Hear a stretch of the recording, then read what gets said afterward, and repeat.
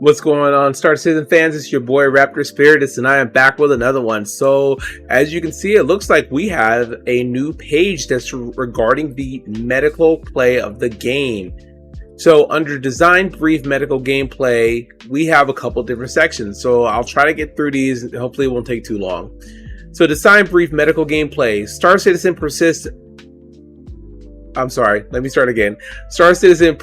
Universe bolsters a comprehensive, ever-evolving medical system designed for both self-application and administration to others.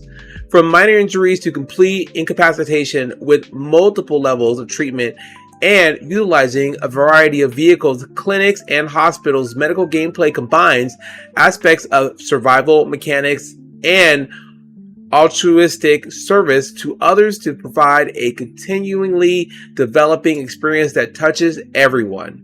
Okay, so as we're going through this, because this is notes for posting for releasing coincide with 4.3.1, so this is stuff we already know. So injuries are inflicted when you receive, sustain, and have repeated damage, which we all know that. Legs, torso, arms, head, things like that. So tier 3 are minor injuries, which we all know about. Those are ones that are usually in the beds, like in the medical PIC or the NERSA. Those beds can do tier 3s no problem. You know, usually sustain these to your arms, legs, torso, heads, and of course, if you sustain the same 3 to your arm, it can become harder to aim the weapon, which tier 3s typically aren't that bad. But I have seen as it gets worse.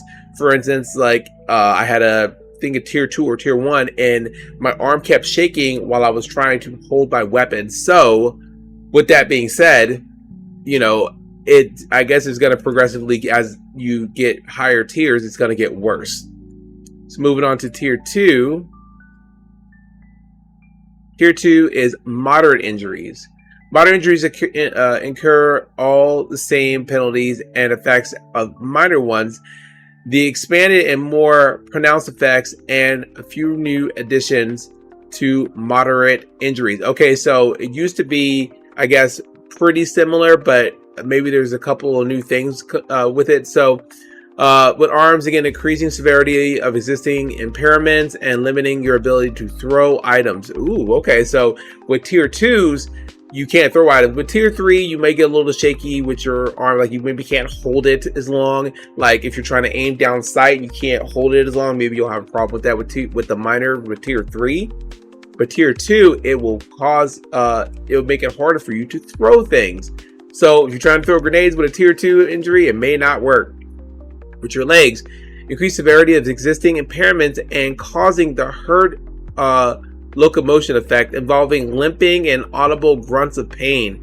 Okay, yeah, that was happening before, but you know, it's good. It makes sense. Torso moderate is increasing the severity of existing impairments, which is from the minor, and coughing up blood. Wow. Now, to actually see this in effect would be interesting to actually see your character, especially in your helmet. If you go and you see a little blood splash on your inside of your helmet, or if your helmet's off, you see a little blood around your mouth, that would be quite interesting. And of course, head, increasing the severity of existing impairments. So with the minor one for your head injury, blur vision, muffling of audio, reducing an impact effect, resistance, delay in stun recovery, and cumulative reduction in health pool with other injuries. Okay, so it's just basically all those stuff still. Now, tier 1, this is severe ones. These are the bad ones. So severe injuries escalate the effects of moderate injuries even further with additional complications. Okay, here we go. For tier 1 injuries, we got arms, increasing the severity of existing impairments, adding the herd locomotion effect, involving limping with audible grunts of pain, and inflicting arm lock, preventing you from being able to hold objects or weapons in your hands. I've had this before, and no matter what I tried to do, the gun would be down. It couldn't get it up. It was terrible. Legs, increasing the severity of existing impairments and forcing you into a prone state with no ability to stand or crouch. Been there. So if your leg is on a tier 1, you're on the ground. You can't get up. You're going to need serious medical attention. I do believe there are medical pens that will help subside effects or the symptoms from your injuries.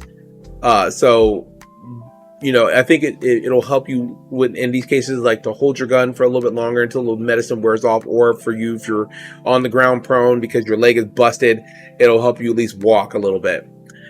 Torso, increasing the severity of existing impairments and adding the hurt locomotion effect involving limping with audible grunts of pain. Okay. Head, increasing the severity of existing impairments and adding the hurt locomotion effect involving limping with audible grunts and pain. So the 10 torso are about the same. So tier 1s are pretty bad. No-goes. So on-site treatments, which is in the moment. While many of the injuries you sustain throughout your exploits in the verse may require more robust attention and care, there are still a number of ways you can extend your time in the field, whether off on your own or in service to another citizen. Prepared adventurers and good medics alike keep an array of tools close at hand. From single-use consumables to trusty healing tools, there's a variety of gear that allows everyone to keep you and your team upright and in the fight. So as we talked about, medical pens, they're the single-use pens. We all know about that. Medical multi-tool, or the multi-tool with the medical canister and attachment, so you can heal yourself with that. And then, of course, the regular Cure Life medical tool, which I always carry this on. Like, this one's fine. I might carry these attachments in my backpack. When you press J, you can easily select it and attach it without having to go through your inventory and do all that stuff. But I typically will always keep this on me at all times. Drugs, stabilization, and blood drug level. Okay, so let's see. Stabilization.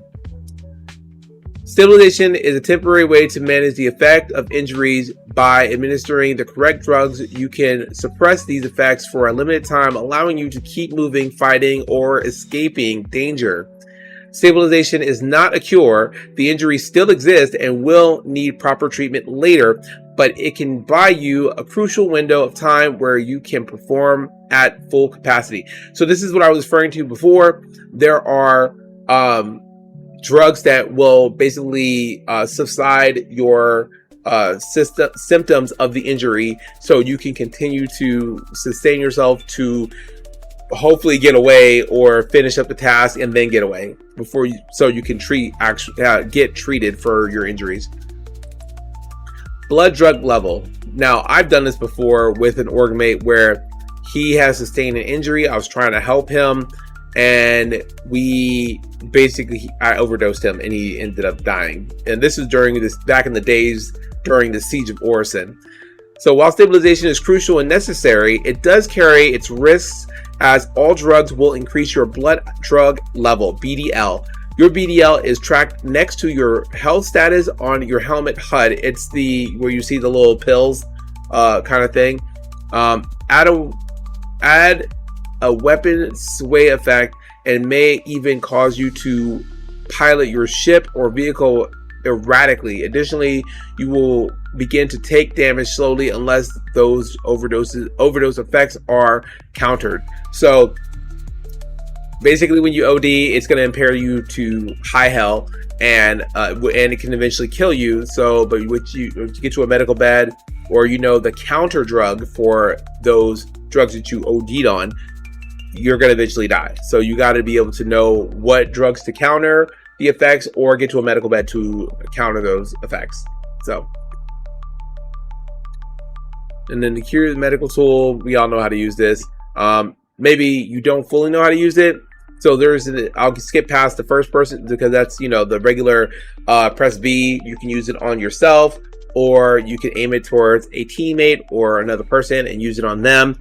They do have an advanced mode. Advanced mode lets you apply 5 different medical drugs. Canoid died excluded. I'm not sure exactly which one this one is. That might be the radiation one.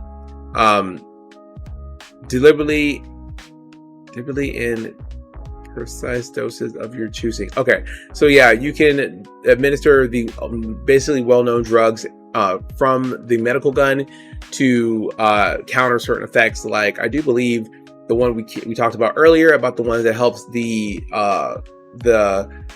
side effects or the when there are the symptoms of when you get injured. There's that drug within the medical gun you can use to help subside those effects of the tier 1, tier 2, and tier 3. And then here are the drugs that they have. So this one is a regular medical pen. Stops bleeding, restores health percentage to current maximum, depending on what tier you have of injury, and can bring a person back from incapacitation. Yes. Demextrin relieves muscle fatigue and concussion symptoms.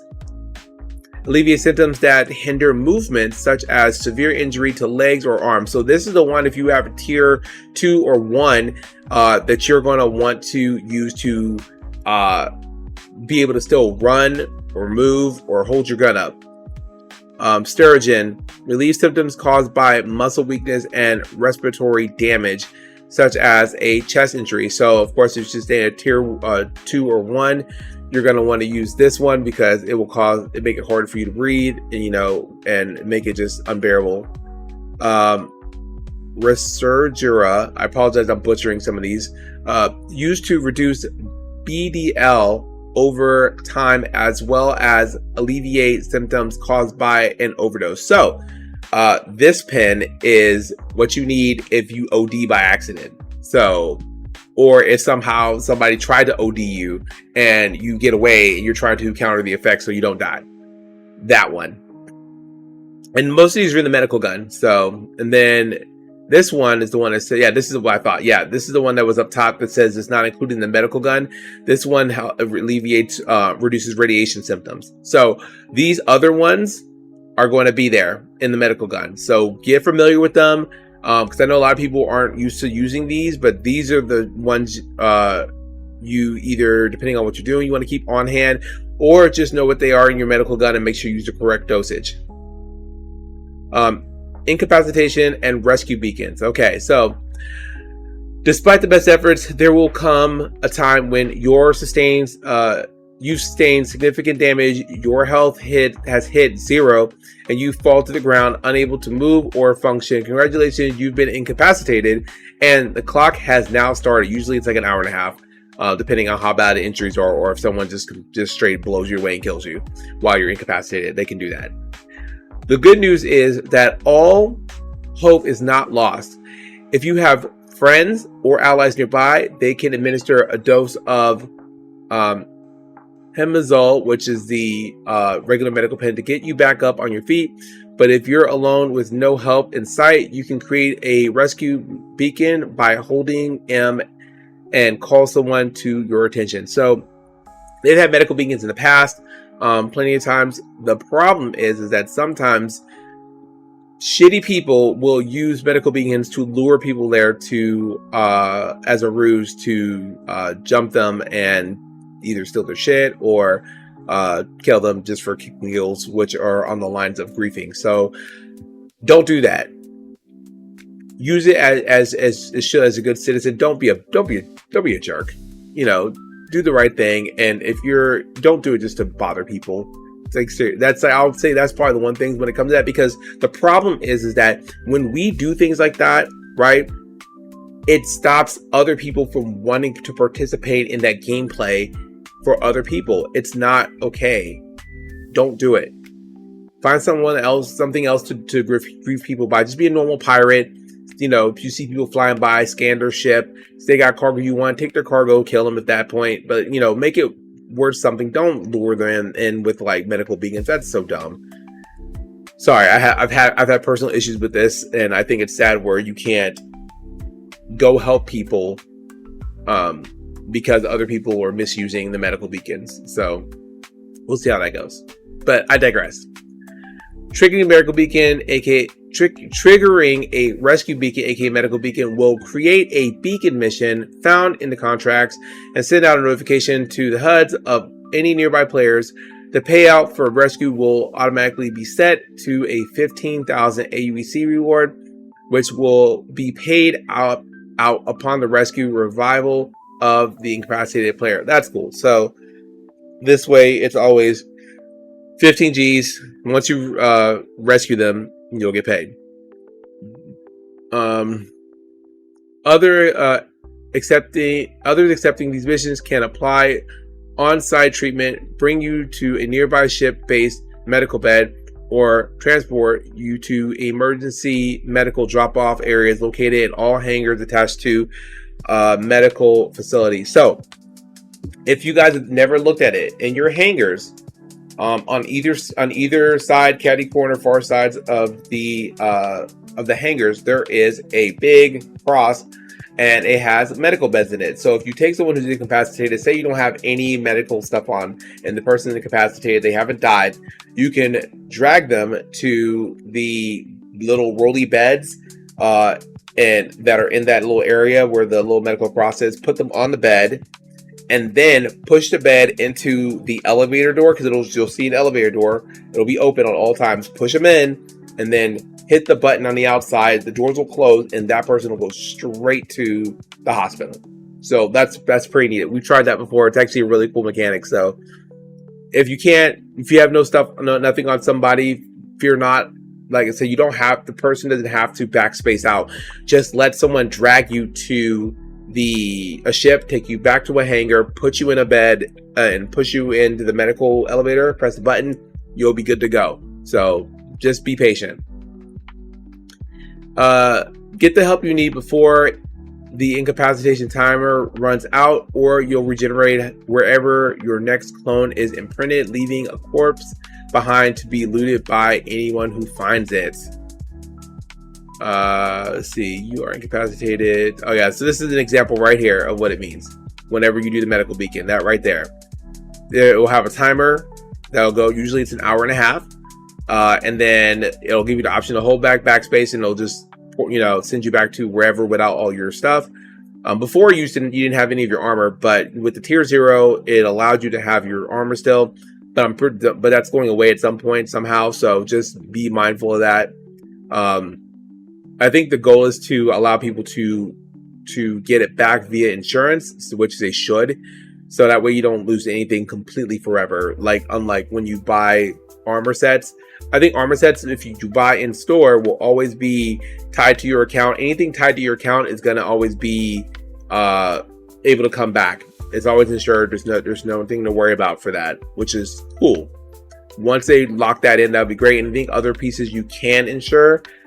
So I'll be just interested to see how that goes. And then of course it says hit M, hold M for a medical beacon, 15,000 AUEC. Cool. Medical beds. So we have the different tiers right here. So obviously tier 3 does all the minor stuff. Tier 2 does moderate. Tier 1 is severe.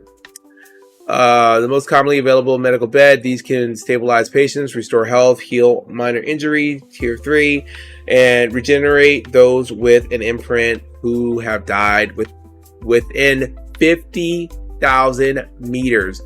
Remember that if you have a tier 3, you could be 50,000 meters away and get medical help, and not get medical help, but regen in your bed. That's a big crucial thing to remember.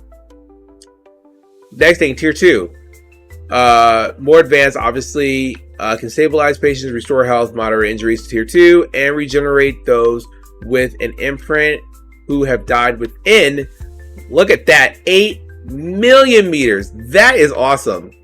That is awesome, as it should be. I'm not sure what ships have tier 2s. I mean, I'm pretty sure the Apollos are going to have them. I don't know if the Idrises or the Polarises have it. And I'm kind of curious to wonder what the 600i is going to have whenever they do the rework, that they include the medical bed in. I'm curious about that. So, but 8,000 meters for tier 2. I mean, 8 million. That's crazy. That's cool. And then the most capable medical bed. These restore health and heal all injuries, including severe tier 1s, and regenerate those with an imprint who have died within 150 million meters. That's cool. That's cool. So when you're doing big orgs and stuff like that, and you're in a capital ship of some sort, if you got a tier 150 million meters you'll regenerate. So you don't have to be having your base ship in the thick of things, or at risk. You just get plotted right there within the 150 million meters, and you'll be good to go. All right, now here's where the fun part comes in, because this is the new stuff right here. This is the new. So Medgel NU. Medgel is a sustain. I'm sorry, I can't talk. It's early. Medgel is a substance at the core of medical gameplay that fuels nearly everything from the limited healing capabilities of a multi-tool to the medical beds that bring people back to life. It is recommended to keep smaller ones on your person and larger supplies in the storage of your medical bed equipped vehicle at all times. For the multi-tool and crew life medical tool, reloads works in much the same way any other handheld weapon would.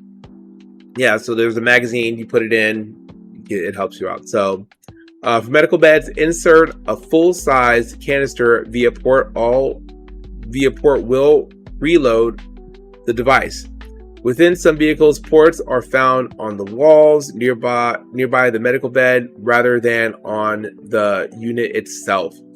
Medgel canisters are consumed completely by the unit and do not have to be removed before reloading. So I guess it once it eats it up, it's gone.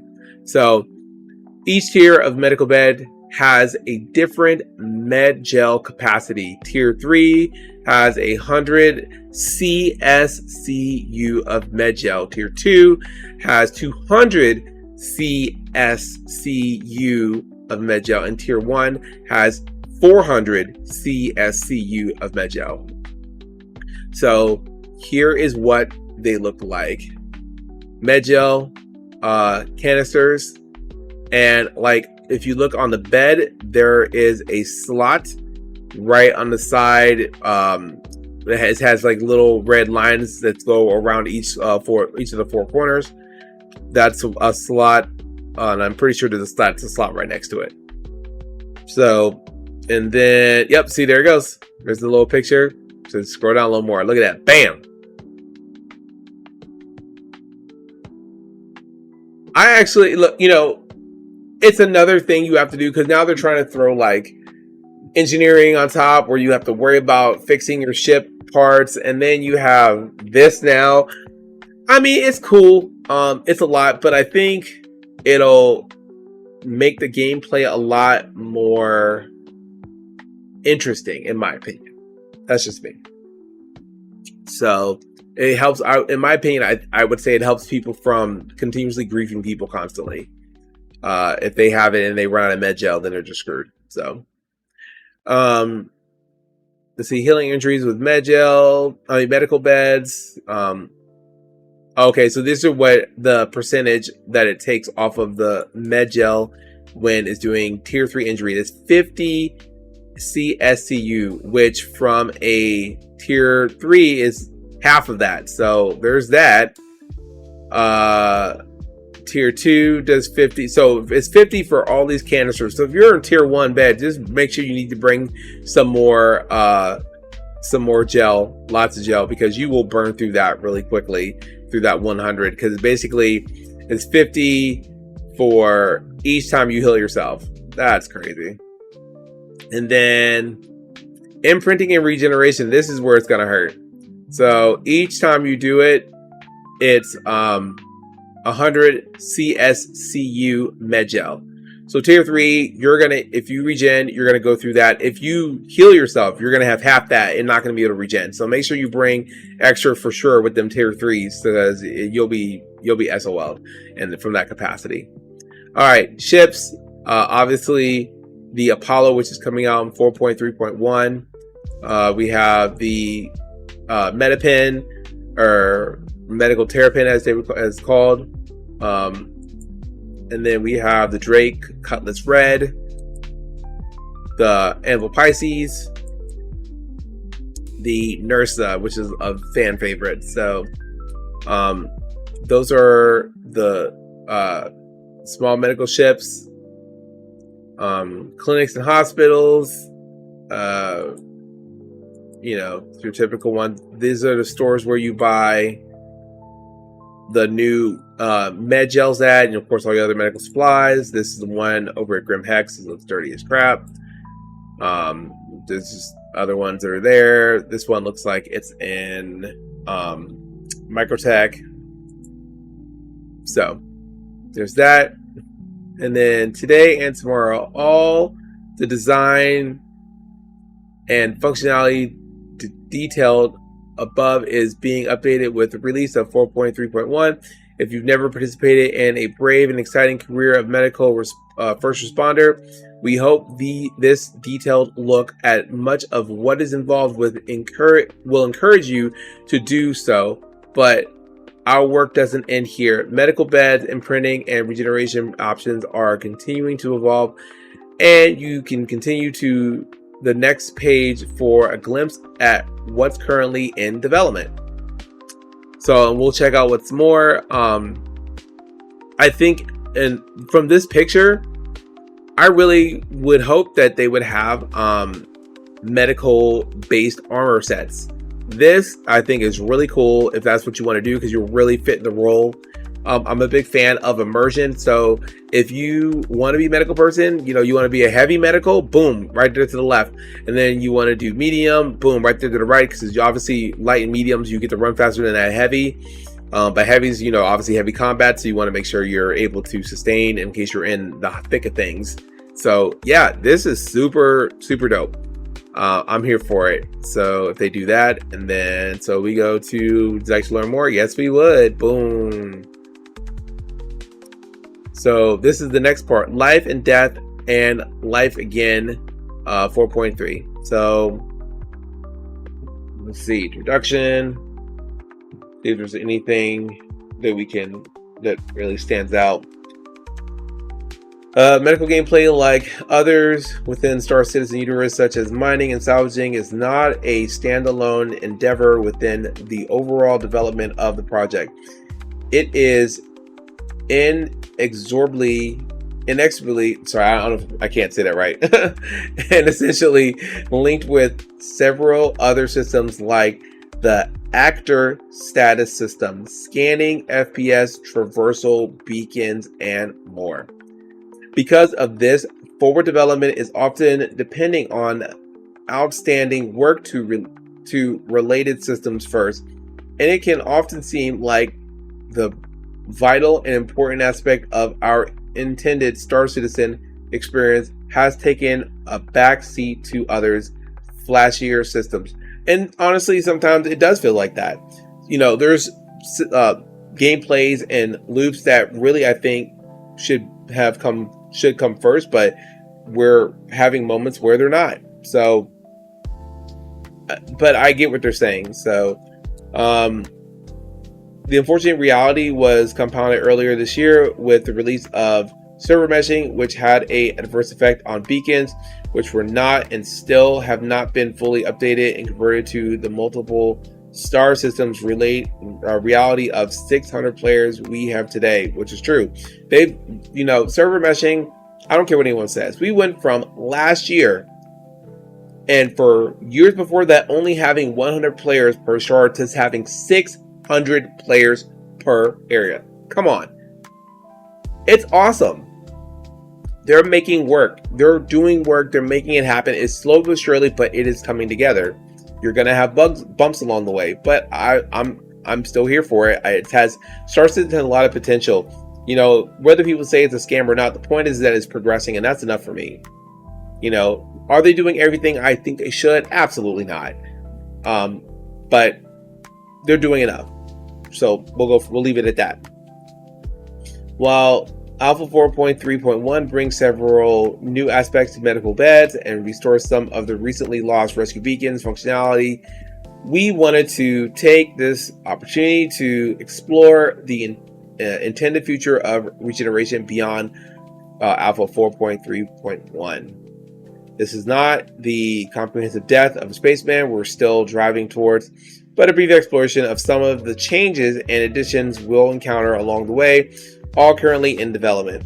It is also worth noting that, similar to every other design brief we've done, the information within accurately reflects our current development intentions at the time of publishing, but we always reserve the right to listen, adapt, improve, and change features and designs in response to feedback, playtesting, design revisions, or other considerations to improve balance of the quality of the game overall. And you saw this whenever they tried to implement the hovering thing where the ship was swaying, and for some ships it was not it. I can tell you for a fact the Corsair could not do it. It was sliding left, sliding right. It was terrible, and the community was freaking out about it. And I get what CIG was trying to do, but they listened and they changed it. They took it away because it was not where it needed to be. So, Life and Death and Life Again Beyond 4.3.1. While much of medical gameplay is rightly aimed at preventing death, we must still do everything we can to prepare for the worst while giving you meaningful and strategic options for getting back into the verse as soon as possible post-death. To that end, the following additional changes to medical beds are currently in development, adding the ability to imprint on multiple medical beds at once, adding the ability to choose which imprinted medical bed you wish to regenerate at, adding new additions which may limit regeneration, such as cooldown timers and regeneration limits before regeneration of an imprint is required. So there's a lot to unpack with that. Not too much, but so this I think is cool. Being able to imprint on multiple medical beds at once. So you could be imprinting on a medical bed on a standalone ship near a site, and then still have an imprint on a main big ship out there somewhere. So say they implement Nyx, right? Say you're ready to do that. You have your medical bed near Nyx. Say your home base is in Stanton. Lord knows you don't want to go right away back to Stanton. So maybe you do a medical bed somewhere in Pyro. So then this way you can choose whether you want to go back to your ship if it's not overrun with people or something, or it's tumbling in space or something. So I like that idea, that it's going to give you the option to choose what bed to regenerate in. So let's see. Excuse me, it's a lot of talking. Healing health injuries. Player is injured, goes to medbed.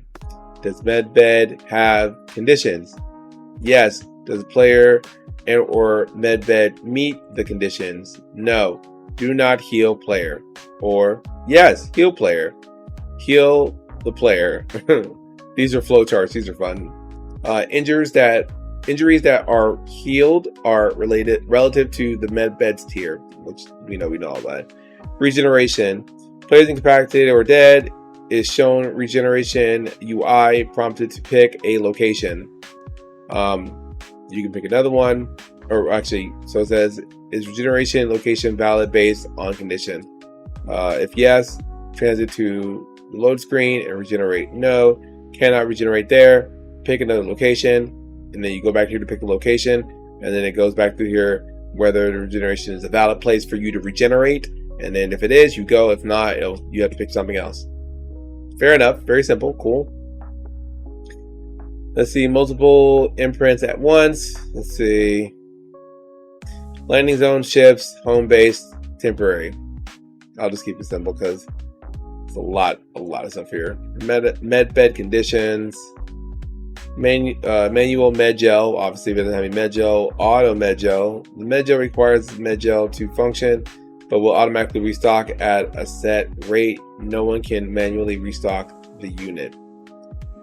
I'm assuming these are for bigger ships or home bases. Temporary imprint. Your imprint lasts for X amount of time after imprinting The cooldown of Y time starts before you can imprint there again. Maybe this is for settlements or somewhere. Regen timer. You may only regenerate at this location once every X amount of time and within a time frame. Timer is individual to each person. Okay. Delete imprint. You may remove the imprint from one from a bed. Enabled by event. The bed is only made functional during event. Disabled by event. Obviously, it's disabled during event. Disabled by distortion. The medical bed has been disabled by distortion damage. Imprint is not lost. You just cannot heal or respond while disabled. Wow. So if this is on a ship or somewhere and it takes distortion damage, yeah, that's not happening. You're not going back there, or you're not even able to use that bed. So medical beds can be affected by distortion. Just keep that in mind. Disabled by soft death. Okay, yeah, if your ship's soft death, then your bed's probably not going to work, or you can't go back to it. Invalidated by distance. Yeah, if it's too far. System UEC fees. The location of this bed has a set UEC fee for healing. Dang! So like, man, we hitting that United States healthcare system right there. You ain't got money. They're like, nah, homie, you broke. You cannot come here. That's crazy. Shit. Player defined UEC fees. Oh, so if you use other players' ships, then you have to pay money. Let's see. The player owner of this bed has set a UEC fee for healing and regenerating. Vehicle must be placed in the area owned by a player to function. There is a system tax of X percentage. That's crazy, but it's cool though, because if you want someone to risk their stuff, their property, risk it for the biscuit, you got to pay them. I'm with that. You know, set up in between medical respawns at places, you know, for, let's say you have let's say you take a Polaris and you basically run it like a medical warship, right? And you have people that you're in between some far places, and people pay you to imprint back on their ship, and you just basically just hang out there and just collect dough while people keep dropping and coming back. I can dig that. That's cool. Huh. Or even with space stations, whenever space stations become a thing for orgs, there you go. An org controls an area, you want to use their thing, you got to pay them. Permission, editable. See, the owner of this bed has set permissions of who is able to use it. Must be placed in area owned by player to function. Okay. Destructible. The bed can be destroyed, and so the imprints are lost. Ooh. So if someone has if there's a med bed where people are responding to, you can destroy that thing and it destroys their imprints altogether. That's crazy. But that's cool though. I like that. Med bed permissions. Only you, everybody, friends, party members, org members. Okay. Cool. It's cool. Change to regeneration interface. Let's see. The account of these changes, including the ability to imprint, regenerate at multiple locations, and apply a variety of status conditions to a medical bed. A new interface is currently in development. So that would make sense. So like when you're incapacitated, it gives you the ability. There's game chat, shows you're incapacitated, and then it says select regeneration location, and then it gives you locations down at the bottom. Just make sure you can see that right there. 1, 2, 3, 4, all those 5 squares right there. It'll show you exactly where you can go, and actually the number indicates, I guess. Yeah. So there you go. There's a little key legend to this diagram up top. Number 1, obviously, the game chat. Number 2, incapacity info. That's where your health and stuff is. Number 3, regen options. Hospital vehicle. And then, of course, number 4, invalid location. If your location is not valid for whatever reason, distance, money, whatever, there's that. It'll say it's unavailable. Regen conditions. Number 5, temporary, based off conditions, money, whatnot. Or you could deploy a beacon. And then number 7 will minimize the window. So that's cool. Rescue beacons. With the increase of player capacity, the existing notification system became unmanageable and needed to be refactored. With the addition of multiple star systems, the marker system needs to be updated to provide intermediate destinations like a nearby jump point. Okay. So yeah, I'm just gonna skip by that. So, note to the first responders.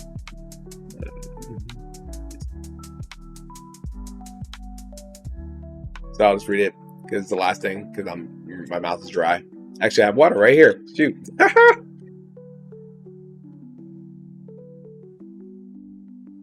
Okay. So, of the many aspects that excite us about the universe, we continue to build each and every release, medical gameplay, and specifically the role of first responders in the verse is something that inspires many of us to continue bringing these facets to life. Whereas mining, salvaging, transporting, racing, combat, and more all provide personal dividends and credits, loots, bragging rights, the act of those who dedicate their time specifically intentionally and frequently towards helping others has a nobility and positive effect on everyone. These are acts we want to better support going forward. This is what I was referring to earlier when people misuse things like this. They want people to feel safe that they can call for help and someone is going to show up. If people keep cheating and doing harm to the system of medical gameplay and first responders, people are going to be less likely to come out there and help you, it shouldn't be that way. You know, maybe you're playing by yourself or your org's not on, and either way you're soloing it. You should feel safe that you can call someone or do a medical beacon and the right persons are going to come and help you. You know, same thing with people who respond to those things and they're shitty people and then they just kill you and loot you anyways. Like, the verse it has a lot of, you know, opportunities for people to do bad things, but that's a choice. So let's choose to do better, you know, not because we want to be assholes and not want to support the real intention of the gameplay. Just because you can use a medical beacon, go somewhere and kill someone and steal their stuff doesn't mean you should, you know. So I'm just saying, and honestly, if I would hope CIG, if you're listening, if someone answers a medical beacon and they kill somebody, that person needs to get an automatic crime stat 5 because that's ridiculous. I'm just saying. And vice versa, if someone uses medical beacons to trap a person who's responding, they need to get a high tier immediately. So anyways, this begins with the medical bed evolution listed above and continues through restoring and improving the rescue beacon system in the future, but there's even more we can do on our journey towards death of a spaceman and Star Citizen 1.0. It will take time and we'll share more details as those releases approach, but in the meantime, we want to say that we see you.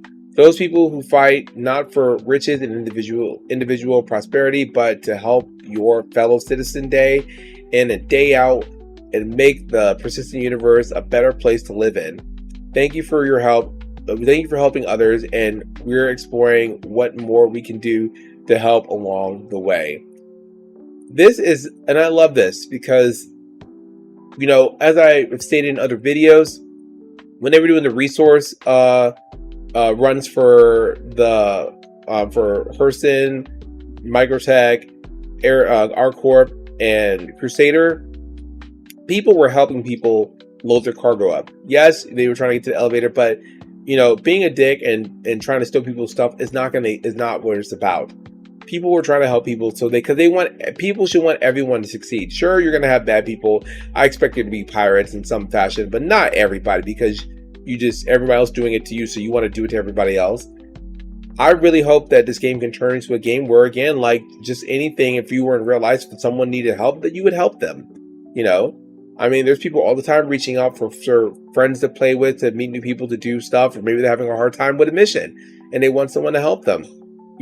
I give kudos to and tip my hat off to people who actually help people out with missions, with trying to help make money. I've had my share of people who have done right by me, who've taught me how to do things, and I appreciate them, and that gratitude will never go, unnoticed. So there we have it, the current and future gameplay of medical first responders, and I really hope that everybody really just leans into it. I know I have an org mate that is considering doing medical stuff, and I like that. So just like I said, let's be out there and let's do the right thing, and let's help people, and let's make the game enjoyable. So until then, it's your boy Raptor Spirit. You guys stay safe out there, and I'll see you in the verse.